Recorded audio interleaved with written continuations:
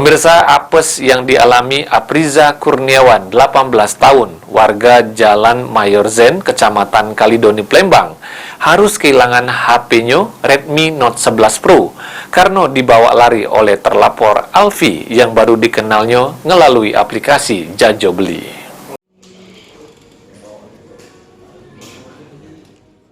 Apes yang dialami Apriza Kurniawan, 18 tahun, warga Jalan Mayor Zen, Kecamatan Kalidoni, Plembang, harus kehilangan HP-nya karena dibawa lari oleh terlapor Alfi yang baru dikenalnya melalui aplikasi Jajo Beli.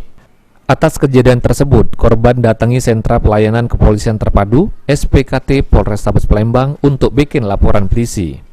Korban yang ditemui sesudah bikin laporan ngungkap kejadian tersebut terjadi di lorong langgar Simpang Sungki, Jabo Musola Hidayatusola, Kelurahan Kemas Rindo, Kecamatan Kertapati, Plembang.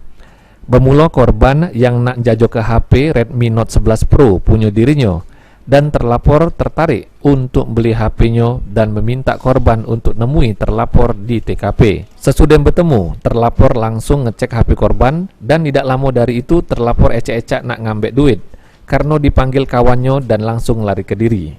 Beli HP lah, beli HP terus sistem COD kan, terus beli HP ya ketemu di Kertapati, terus di Kertapati modus dia kan ngecek HP dulu kan, cek HP dulu.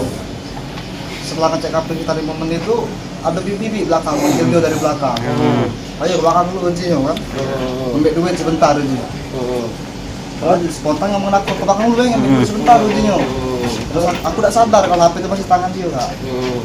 Untuk video aku yo lanjut lah kak jangan kan. Selang 5 menit itu sekitar 5 menit baru sadar aku.